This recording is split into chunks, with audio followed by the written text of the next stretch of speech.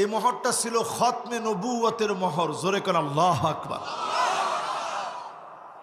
2 number point আসেন আমার ভাইয়েরা, 20টা পয়েন্ট দিয়ে আপনাদেরকে বুঝাবো। 1 নাম্বার পয়েন্ট হচ্ছে নবীজির কাঁধ মোবারকের মাঝখানে কি ছিল?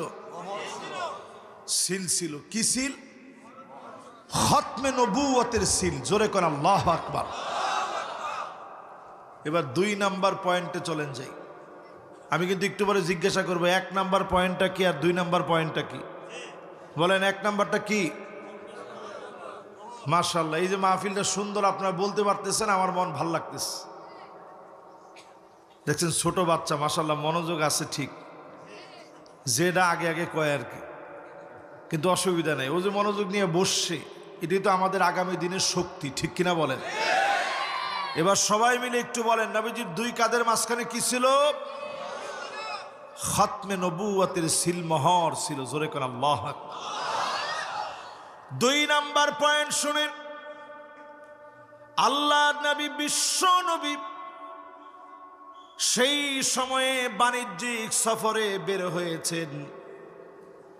বসরায় যাবেন, সিরিয়ায় যাবেন, জর্ডানে আজ অবধি সেই গাছটা আছে। ছোটবেলাতে নবীজি যখন সেই জায়গায় যাবেন, চাচা নবীজিকে রেখে চলে যাচ্ছে, সামনে গিয়ে 2 চোখের পানি নবীজি ছেড়ে দিলেন। ইলা মান তাকিলুনি, ও নবী কার কাছে, ও চাচা কার কাছে আমারে রেখে যাচ্ছেন? আল্লাহর নবী তখন ছোট,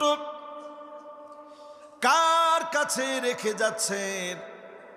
আমার তো মাও নাই, আমার তো বাপও নাই। চাচা সঙ্গে সঙ্গে বললেন, কাল্লা লা আতরুকুক, আমি কশ্চিন কালেও তোমারে রেখে যাব না। আল্লাহর নবীরে সঙ্গে নিয়ে বের হলেন, লম্বা পথ পাড়ি দিয়ে বাণিজ্যিক দলের সঙ্গে নবীজিরে নিয়ে যাচ্ছি।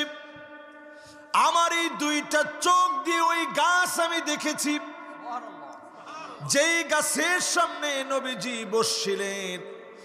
আজ অবধি ওই গাছটাকে আল্লাহ রব্বুল আলামিন সংরক্ষিত করে রেখেছে। এই গাছটার নাম আমরা বাঙালিরা বলি সাহাবী গাছ। অরিজিনাল গাছের নাম হচ্ছে শাজারে বুতাম। কোন কি নাম? আইয়ুহ, মাশাআল্লাহ। আমগো চেয়ারম্যান সাহেব না, চেয়ারম্যান সাহেবের উচ্চারণ দেখছেন কত সুন্দর করে উচ্চারণ করছে। বলেন এই গাছের নাম কি? শাজারে বুতাম নামক একটা গাছ। এই গাছের সামনে নবীজি গিয়ে বসছেন। সব লোকেরা নবীজির সামনে মালামাল সব রেখে দিস, কারণ তিনি ছিলেন আল আমিন। জোরে কোন আল্লাহু আকবার।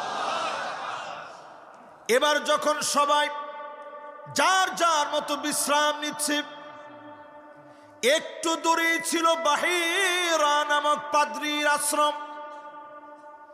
সেই গির্জা থেকে বাহিরা নজর করে দেখে গাছের ডালপালা ছোট্ট একটা বাচ্চার দিকে ঝুঁকে আছে। বুঝতে আর বাকি নাই, এটা সাধারণ কোন যুবক না।